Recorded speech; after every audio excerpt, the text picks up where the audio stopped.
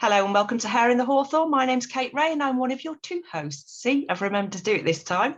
I've also got Neil Rushton, and with us we've got a very special guest. We've got Jack Hunter, who's going to come and talk to us about something to me, which is I'm very, very passionate about, is those boundaries of where the Fae meet other sections of high strangeness. So welcome, Jack, and thank you very much for coming along.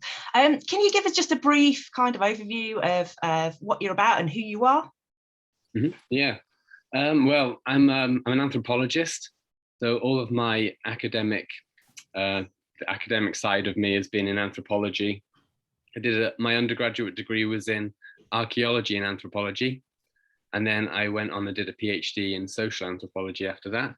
And my research was really an ethnographic study of a group of spirit mediums in Bristol.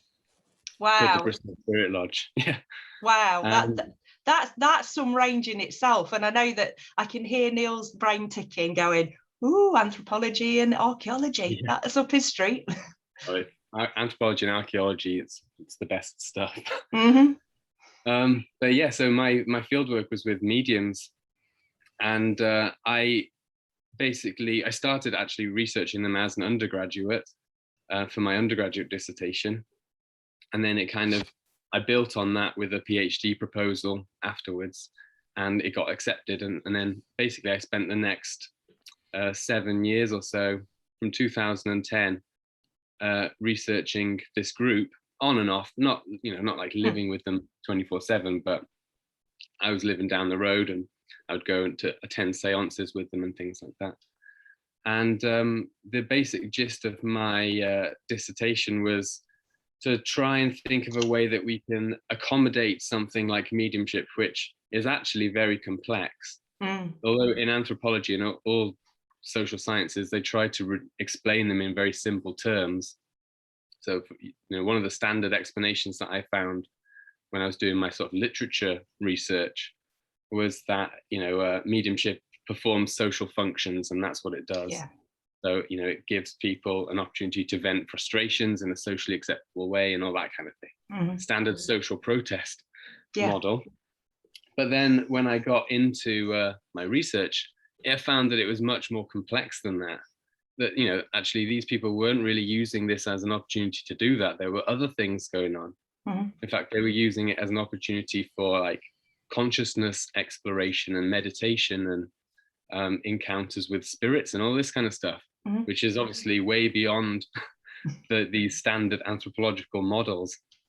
So I wanted to think, is it possible to research this stuff in a non-reductive way, basically? Mm.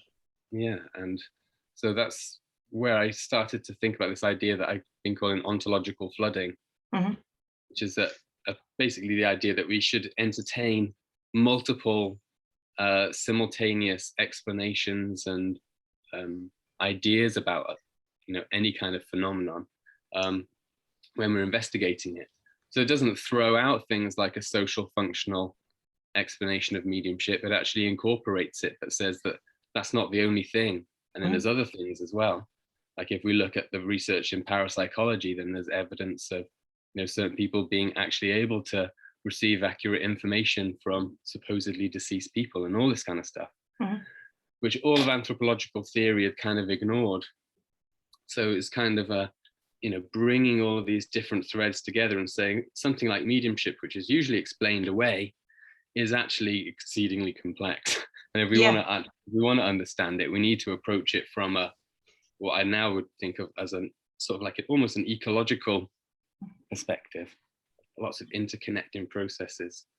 So that's where I'm taking off from now, and about applying it to other areas of paranormal and extraordinary experience.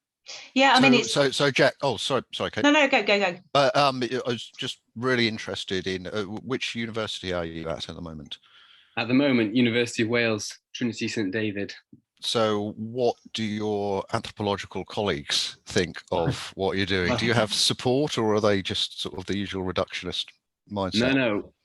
Well, I mean, even I did my PhD at University of Bristol, and that's a pretty mainstream kind of anthropology department, really. But I had great support from my supervisor there, Fiona Bowie, who has a long history of writing about extraordinary experiences. So it was very nurturing, which was great. And the place where I work now, in the University of Wales, the Sophia Centre, is a very open-minded, safe place for exploring these kinds of things.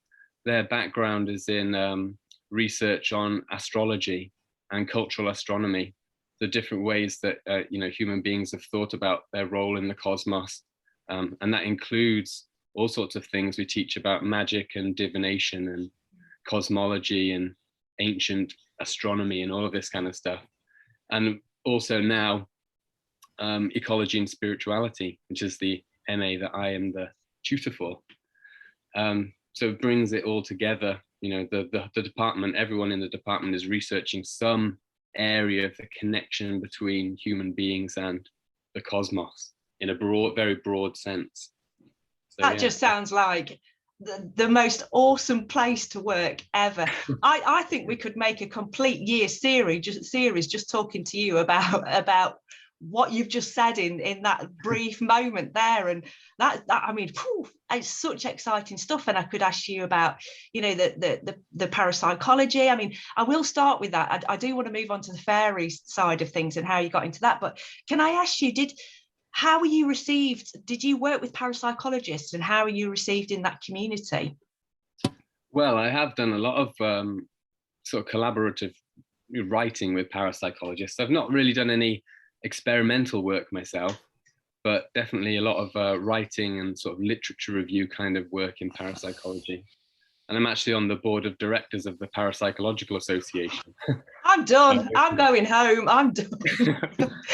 Somehow, I don't know, these things have a way of happening. But yeah, I think the parapsychology is a whole area that, I mean, this is something that Andrew Lang was talking about way back in the 19th century with psychical research and anthropology. Yeah. But there's a whole load of very interesting cross-fertilization of ideas there that hasn't properly been explored. Although I've been hinting at it for 10 years or so now. But it's time for really exploring that, because the evidence from parapsychology, like I've already mentioned with mediumship, suggests that all of these standard models in anthropology, in fact, this is something that Michael Winkelmann said in 1982 as well. He had a great paper called Magic, a Theoretical Reassessment. And the basic idea was that all of our theories of magic in anthropology will need to be reevaluated with the evidence from parapsychology. Because it had previously been thought of as, delusion or folly and things like that. But if experimental research shows that people can connect with some kind of source of information, or they can receive accurate, details about deceased people or whatever, that there's much more going on. Yeah, definitely. So how did you get from all this? And I mean, anthropology is just so broad, you can kind of, filter off, most places you want to. But how did the fairy element for you? How did that happen? Yeah. Well, the fairy element, I think, actually predates my mediumship and parapsychology interests. Because, well, something that I've been talking about recently is my sister has always been an interesting little story that she said that she'd seen a little man dancing on the shelf in my bedroom one night. A little man with red hair and green clothes on, doing like a little dance. I actually wrote about it recently in a paper for the Fairy Investigation Society. So if you want to see the little extract, it's in there. So that had always been an interesting experience. And it was always coupled with another experience that I had with my sister very early on. We used to live in a caravan, and she said that she'd seen this strange animal in the caravan. So we looked everywhere around, and we found a lizard, and what I was, the thing that showed to me was that, when people say that they see something, even if you spend ages trying to find it, chances are they did see something. So it's like, if we found that lizard from her experience, then, maybe in theory, you could maybe find that fairy as well, that little man. Have you had any personal experiences? Yeah, I've had a couple of experiences that I've actually written about recently. Actually, the first time I wrote about one of them was 10 years ago in the psychedelic press about my mushroom experience when I saw fairies. Well, I said they were fairies at the time. Basically, it was my first ever time trying magic mushrooms, and I was with my friend, and we were upstairs in his older brother's bedroom and all this kind of stuff. Actually, it wasn't his bedroom; it was his ritual space for doing, Wicca kind of things. But anyway, I was sitting on some cushions, and there was a chest of drawers in the corner, and one of the top drawer was kind of hanging out, and you could see along the edge of the drawer in the grain of wood on there, and I could see, obviously, there's all of the psychedelic stuff that is going on. It's almost like kind of impersonal, fractal-y kind of twisty things, and things shift and change. But then I saw this sort of procession in the grain of wood. They were two-dimensional, or they seemed to be two-dimensional. They actually looked a lot like Brian Froud's fairy images, goblin pictures. And the chapter I've just written is about that in a book that for Joshua Cutchin, about this weird cultural, experiential feedback loop thing that's going on with all of this stuff. But yeah, so anyway, they kind of turned and they clocked me, and they didn't say anything, and then they kind of weren't that interested in me, and then carried on with their procession, and I must have then lost interest and drifted off to think about something else. But it was very vivid. And I remember the next day I think I told my mum came to pick me up. It was very strange after a mushroom trip anyway, especially after your first one. It kind of blurry thinking back to it. But I think I remember mentioning it, and I got, quite negative kind of, not in a bad way, but just a negative reaction to it. And I thought, this is really weird. And, I saw this thing. It seemed to me that I saw something, and yet, the kind of popular idea about it is that it's a bad thing to have seen that, or, it suggests that you've gone past a certain point or something or whatever. So it interested me. And really, when I was doing my undergraduate research and things, it was all kind of skirting around this issue of what are spirits, and are they real? What's the best way to think about them? So a lot of similar kinds of issues really emerge in thinking about mediumship as they do in thinking about fairies or psychedelic entities or all of those kind of things. Yeah, can I just come in there? Yeah. I've of course I know about that experience of yours, and I've had similar type experiences. So just two quick questions on that, sort of important in terms of that kind of encounter experience. One, do you think that altering your state of consciousness with, in this case, psilocybin, I presume, allows you to access something that's coming from another reality? Do you just, I know you don't take the reductionist view that it's just an hallucination. That's the sort of get out clause usually, isn't it? Or do you think something deeper is going on? And I'm also really interested that you immediately say they look like Brian Froud fairies, which is my own experience as well. But I'd read and seen Brian Froud's images before I have ever had an experience.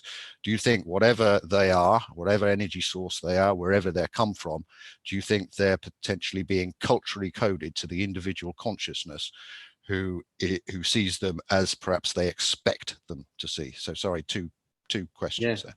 No, I think there is. I think it's a kind of, the way I think about it is like a symbiotic relationship or a feedback loop between culture and experience, really.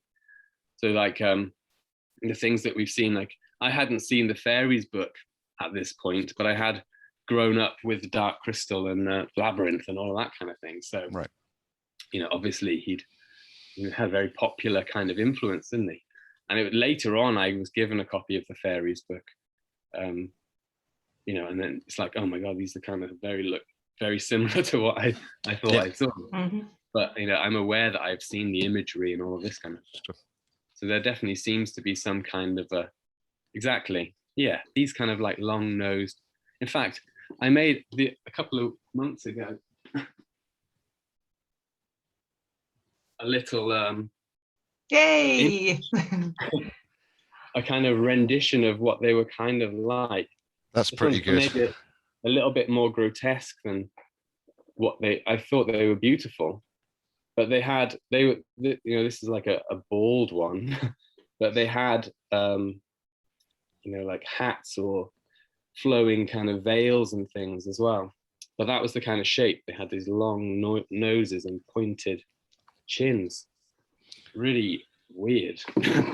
But yeah, so I think there's a combination of things going on, and I think there always has been.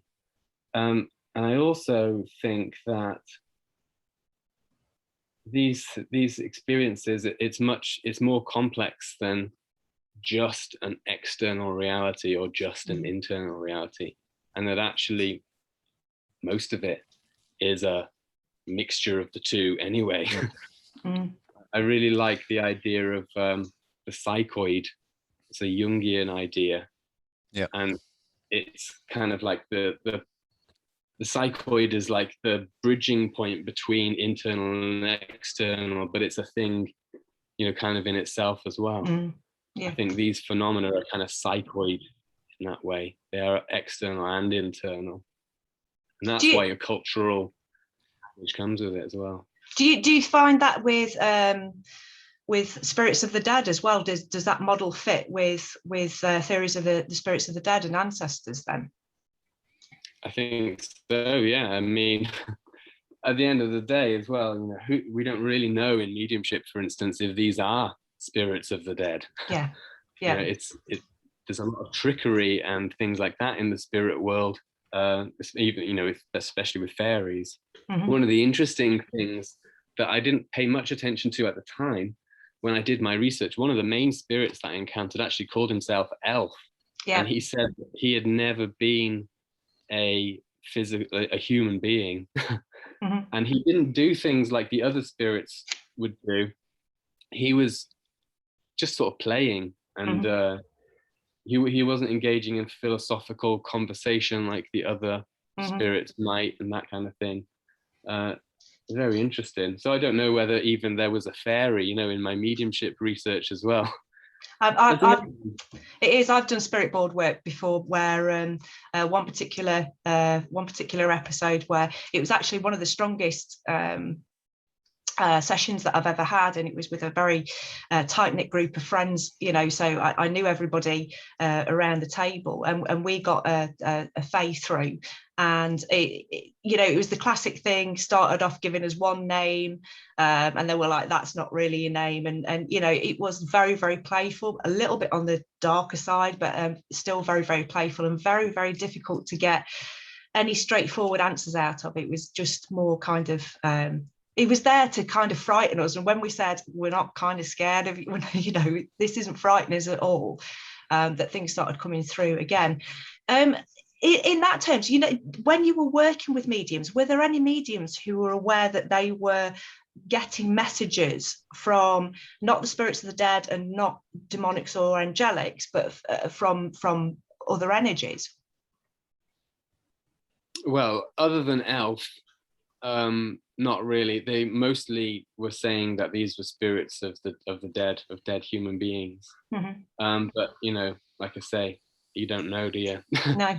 At the end of the day, they could be putting on that cultural layer of communicating. Do you think you could extend that thinking to a range of paranormal ontological creatures, Sasquatch, Loch Ness monster, ghosts, anything that is not provably part of our material reality, but is able to interact with our material reality, are they actually just all the same thing, and they're just being, as we said before, culturally coded towards people's expectations when they interact with them? Thing is, though, all of our behaviors and everything that we do is culturally coded, and even the way that we interact with the natural world is culturally coded. You know, like the reasons that we have destroyed the world's ecosystems is because we had a cultural model that said that that was an okay thing to do. Mm-hmm. So even if Sasquatch, for example, is a real physical flesh and blood creature, which I'm not saying that he necessarily is, but we would still encounter that through our cultural lens. Mm. And you can see that in ideas about, you know, when you see a Sasquatch, you shoot it and that kind of thing. Yeah. You know, that's our the cultural baggage of the witnesses being brought to bear on an anomalous stimulus. Mm. You know, even if it's not necessarily saying we're coating it in, you know, special clothes and things like that. That sometimes happens as well. If it is truly cultural coding, though, how I find it fascinating that globally, even isolated peoples, when, you know, having ritualistic experiences or drug-induced experiences or meditative experiences, do come across very, very similar beings, entities that you know, are described from one side of the world to the other side of the world without any kind of seeming connection whatsoever. That for me just blows my mind, because like you, I believe in things like, you know, aliens, etc., that we see, that's our understanding, so they present that way and we see that way. But when it's global without true root reference, I mean, what's going on with that? I think there's a difference between things being culturally created or culturally constructed and things being, like Neil says, culturally coded. Mm-hmm. or modulated is another word that I like to use. Like, we modulate reality through our cultural frameworks and through our biological frameworks as well. Mm. So I think, you know, when we say that these things are influenced by culture, it's not that, like, this is what I'm saying with the psychoid as well. It's not saying that it's created by our cultural models. It's just, it's filtered through our cultural models. So it's an interplay between something external occurring, you know, again, external, internal breakdown, but something outside and or independent, if there can be such a thing. Mm-hmm. Actually, everything is dependent, isn't it, in some way on everything. So we're probably not nothing is going to be independent from us at the end of the day. Mm. I suppose that's why we see a lot of these things as either humanoid or animalistic, because they're the things that we have references to. And maybe, yeah, that's definitely part of it. It's just, I don't know where to go. Neil, help! There's just my brain's just going. Well, when that happens, well, sorry, Jack, go on. I was just going to say, there's one thing that I've been thinking about recently, mm-hmm. that kind of feeds into this, is how, when we say that all of this stuff is about the human witness, and there's a lot of emphasis, you know, shifting the emphasis onto the witness, which is a good thing in terms of, you know, the way that ufology or paranormal research has gone. But at the same time, I do worry that we also shift it too much, and there's too much of an emphasis, and we forget the fact that a lot of these experiences are actually to do with the non-human. Mm-hmm. The non-human is a really deep, fundamental element to extraordinary experiences right across the board, whether we're talking about like religious experiences, encounters with God, or fairy encounters, or poltergeists, or whatever. It's the non-human element that is interacting. So, you know, it's not, this is what I'm saying as well, it's not reducing it down to being culturally created. It's an interaction or a modulation of that external, you know, impulse or whatever it is. That's fascinating. And it just comes to mind, you know, the physicist, the late physicist, David Bohm. Yeah. Exactly what he talks about in terms of the implicate order and the explicate order in his very sophisticated style. And exactly, it just brings to mind what you're saying now about that encounter space, however you want to term it, where the implicate becomes the explicate. But the implicate, what is it? Is it the environment? Is it the universe? Is it deep human consciousness? I don't have the answers. Even David Bohm didn't have the answers, so I definitely don't have the answer. But it just, everything you say there brought that to mind. If people want to investigate David Bohm, they'll probably be they'll get a lot from it. Can I, seeing Kate is flustered, no, you're not flustered. Can I just quickly change the subject, because you write so fantastically about the environment and human interaction with it, and what you're saying there, non-human part of the environment, universe, whatever you want to call it. And I know that you live in the Tanat Valley, don't you? Yes, yeah. And I only know this because that fantastic article you wrote for the Fairy Investigation Society earlier this year. Let me just pull this up. So you weren't, were you stalking him, Neil? Have you been stalking Jack? Oh, well, just a little bit. You know. I like to stalk good writers. The folklore of the Tanat Valley, fairies, giants, and forgotten ecological knowledge. So you've lived here all your life, haven't you? And I'm just the question I want to get across is this kind of entrenched consciousness within a specific landscape, in terms of being part of the environment, intrinsic part of that environment, such as fairy type entities, may be more forthcoming due to a personal connection to that landscape. So, for instance, I don't think it's a coincidence that the general belief in fairies in rural communities tend to die away after the First World War, compared to what they were in, say, when Evans Vance was writing at the beginning of the 20th century, because people have become disassociated from these landscapes, which in previous centuries, certainly rural communities, they'd have been part of for all of their lives, and would have understood the real and the non-human elements that came with that landscape. Sorry, that's a bit of a rambly way of talking about the Tanat Valley and that piece of yours. But what do you think about that connection with the landscape? Yeah, I think it's really interesting the way that the stories have changed, the stories that are attached to the landscape. So the fairy stories that I managed to find were, I hadn't encountered them before, which is another interesting thing. You know, my experience actually happened in the Tanat Valley. My sister's fairy experience happened in the Tanat Valley. And although I've always been interested in folklore and stuff like that, I never really thought that there was much in the way of fairy folklore. I'd always been actually quite disappointed when I was looking in, you know, like books and things like that about the area. It was always about Penant Malangesh, which is a wonderful, amazing place, and it's got a great legend. And there were stories about there's a dragon in Llanrhaeadr y Mochnant that was killed on a big stone pillar. And these are well-known stories in the area, and also giant stories as well. I had heard about those, but never these fairy ones. So what I did, I looked in older kind of places, like the Welsh Library has got a great online journal search, so you can search through all sorts of different kinds of journals about Welsh history and stuff. And I looked in there for some of these stories, and I found them fairy stories from the area, which I had not encountered before.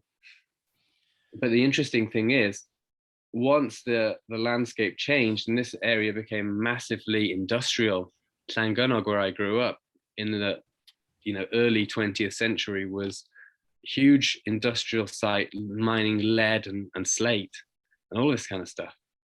But the fairy stories kind of changed as well. And there were stories of miners who went into the mines there at the time, prospecting, probably looking for other places to dig. And they said they came across an old hag living in the mountain with a brass cauldron and all of this kind of stuff. And the mines down by Llanymynech Hill became associated with fairies as well. In fact, people have been mining there since the Roman times. So fairies also moved into these industrial places as well. Or the industrial activity revealed things that were already deeply buried in the mountains, maybe. like a Balrog. Yeah, lovely. Dwarves.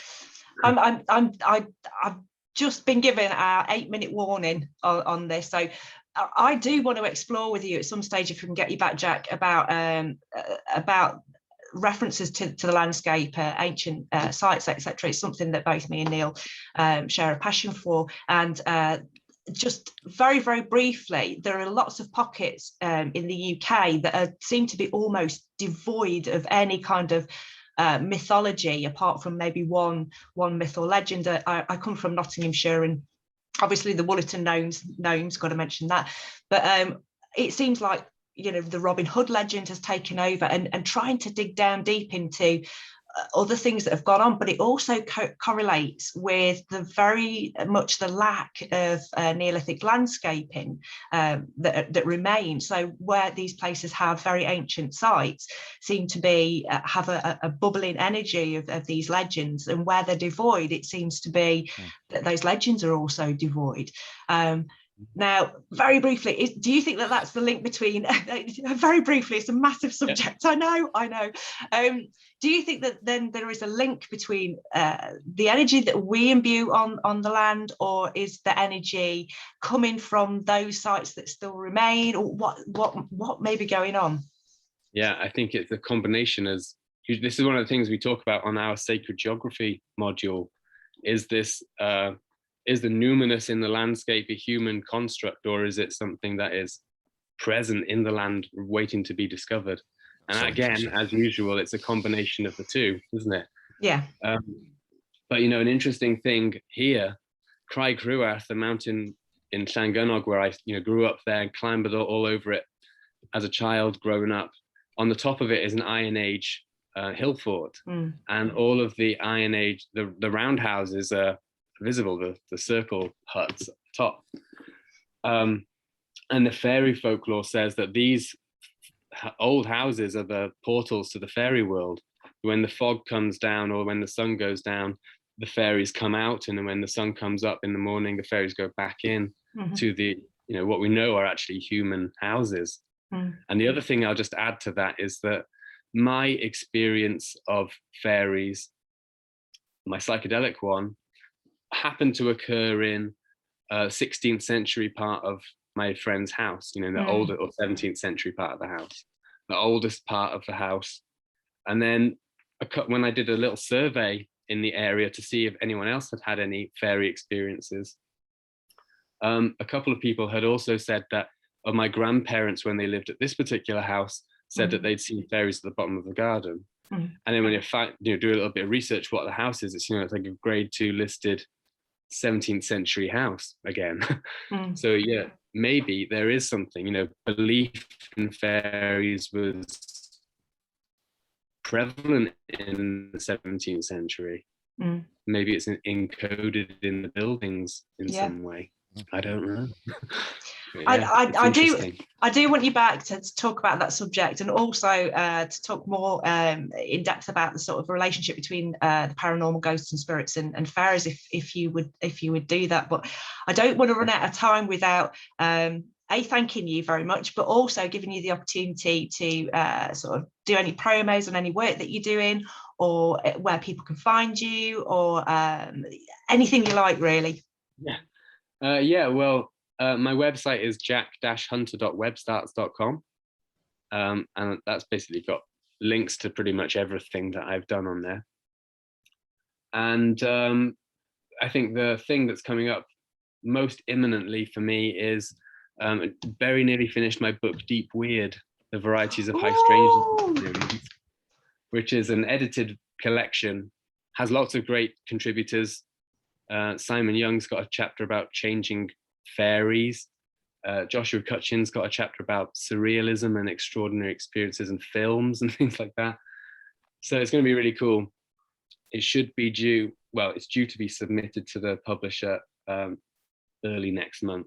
So. Definitely one to buy, then definitely one to watch out for. We'll drop a link for your website at the bottom. I think that this is the quietest I've ever been in any interview. I am envious. You are living my dream, totally and utterly. It's pure and utter envy right now, and I don't think I've ever been flabbergasted. I don't think I've ever not mind blown. Could have gone a million different ways with there. Again, thank you so much, Jack. It's been way too short. We said we were going to keep these short for this season. I don't think we're going to do it again. I think next time we get you on, we're going to be at least 3 hours. We're going to have to drop the intros, Kate. Just drop the intros straight into the meat of the matter. Definitely. Yeah. I think drop the intros and get a couple of beers and chew the cud on things. That would be great. But thank you very much, Jack, and I hope to see you again on the channel and chat in the future. So thank you very much, both of you. Thank you, Jack. Thank you very much.